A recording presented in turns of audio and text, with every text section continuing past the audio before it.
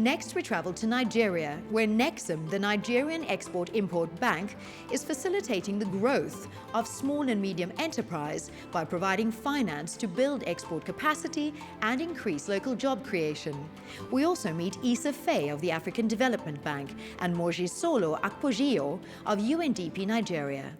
Our role is trying to foster inclusive growth, to foster green growth, and make sure that this economic transformation happens in Africa. And the public sector alone cannot do it all. The public sector can be a facilitator, making the environment, making sure that the investment climate is conducive for doing business. And the business now has to take it up to the next level.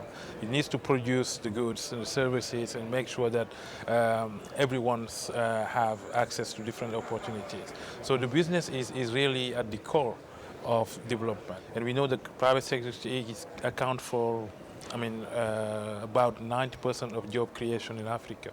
So you need to create jobs to make sure that people have access to opportunities, that people can have regular incomes and increase the demand, and then the private sector can thrive.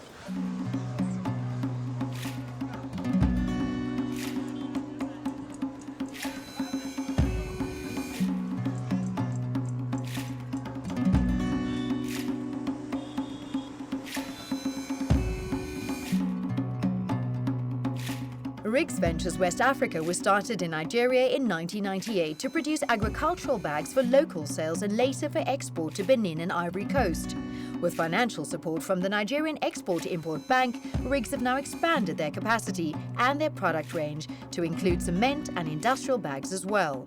Because the supply gap is huge, the company is currently still catering to local demand, but plans to commence exporting to neighboring West and Central African countries in the near future. I imported the first set of machinery from China. Unfortunately, I realized that the technology is not good enough. I therefore decided to look for some machineries from the West. In other countries, you sort of have where the government encourages manufacturing and then banks give you like a long-term loan and then they help you out. In Nigeria, that isn't readily available. So you don't have such regulations and rules that help promote the manufacturing sector. So it's quite difficult. I was able to secure a $10 million facility, and I brought in the state-of-the-art machinery, which increased my production capacity from 9 million bags to 69 million bags. Without the support of Nigerian Export Import Bank, it would have been almost impossible to do that in Nigeria.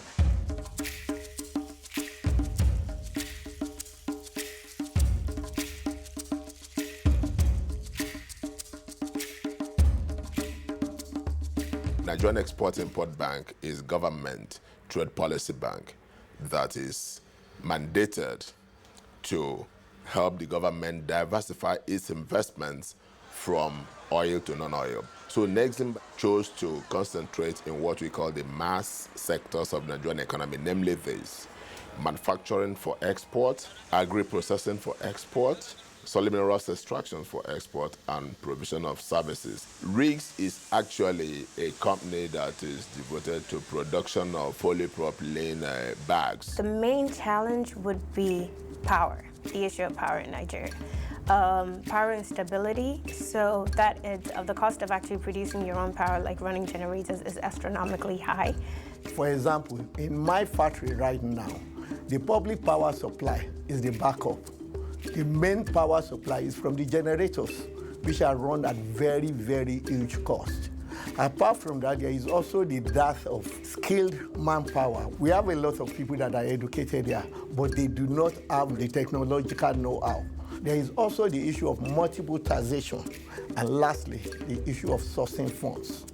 Everyone's trying to go away from oil and looking for clean fuel and other alternative forms of energy. So if the world is going in that direction, the demand for oil is obviously going to drop. In Nigeria, we can't just base our economy on just oil exports. Right now, 98% of our export is on oil. You can only create jobs by getting into the risk sectors of the economy. Like what I'm doing, I'm employing about 500 people. Most people in oil exports, they are in much higher volume, yet they are not employing people. And we need to diversify this economy. I mean, Nigeria, we have very intelligent people. We can do anything. But we need that support from the government. If the government can give us that support through rules and regulations, and also regarding to the regulatory policies with the banks, that will help drive business development.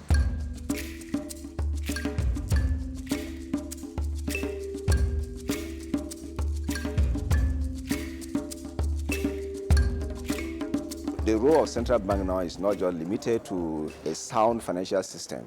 It's also looking at how do we finance real growth, how do we intervene in those sectors that we believe are very key to our economic development. Like in NEXIM, for instance, a greater proportion of our lending is to the SMEs. Almost 80% is to the SMEs. Have the capacity to generate foreign exchange, create wealth for Nigerians, reduce poverty. So they are actually the engine of growth. We have sectors, apart from oil, that have very high growth potentials. We talk about solid minerals, for instance. We have about 34 solid minerals in commercial quantities.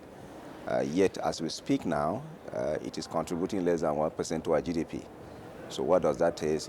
That huge potentials that have not even been scratched.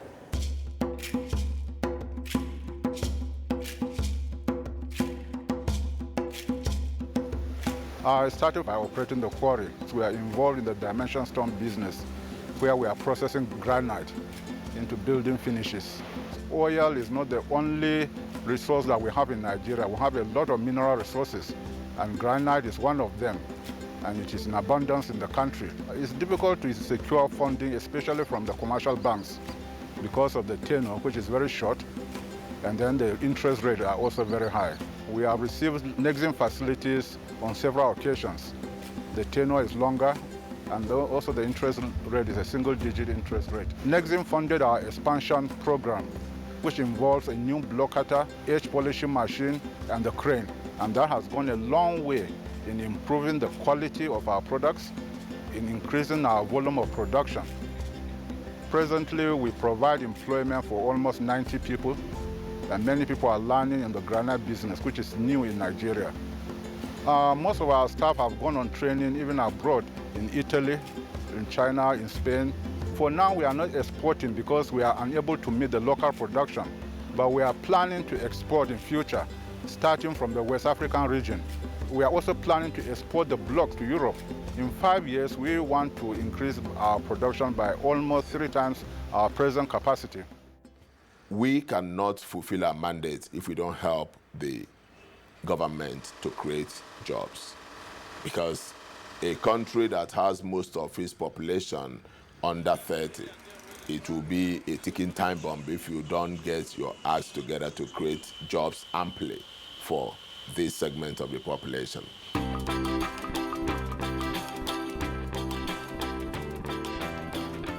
Bono Hotels is entirely owned by the state government. Luxurium's role is to manage the hotel most effectively for the state government. NEXIM contributed around $400,000 to the renovation of the state-owned Benue hotels, which started in 2012. Once the facilities upgrade is complete, many local jobs will be created for unemployed youth, and these new staff members will attend hospitality training courses. The hotel will also facilitate domestic tourism and business travel, and will provide extensive benefit to the local economy. You know very well the number of workers that you require to run a hotel. Hotels are the anchor for tourists, for the tourist industry. And Luxurium is in Benue State, Makurdi, and it's not too far away from Abuja. We have the challenges of non-availability of power supply, because companies have to rely entirely on their generator and the cost of diesel. And also, another challenge is that we don't have internet services in most of the hotels in the country. And then, most of the tourist attractions are not being developed. Government should encourage these industries to grow and not impose so many taxes on them. We are in business to build, to help grow the SMEs. And then they become very attractive to commercial banks if they still need to be taking facilities. Now, this is a revolving kind of scheme. We are trying to ensure that we are not just in business for today, but we are setting up very strong bridges for people to cross into the future. Nigeria's economy right now is actually experiencing very good growth. In the past decade, it's been at about 7%, and 70% of us live in the rural areas. And it is no secret to say that the infrastructure in the rural area is very, very poor and non-existent. There's very little access to markets as a result. The state of healthcare is abysmal, to say the least. We have challenges with maternal mortality. We have challenges with child mortality. Our education indices are plummeting, and all of us definitely are very, very poor indices when it comes to economic growth. UNDP is that there's very strong collaboration and partnerships with government institutions to ensure that many of those factors are addressed. So we're designing new programs every day. We're talking to governments, we're talking to civil society organizations to get them to start to work together, make a concerted effort towards translating the current boosting economy to real growth for the people. The country is now ready to open up their economy, particularly to foreign investment. And above all, they're ready to start to look at reforms, ensuring that they increase the numbers of intermediaries that ensures that buyers and sellers are actually able to meet and conduct business. One of the key initiatives is the Growing Inclusive Market Initiative, and there is the one that we have in Nigeria, which I coordinate, the Facility for Inclusive Markets.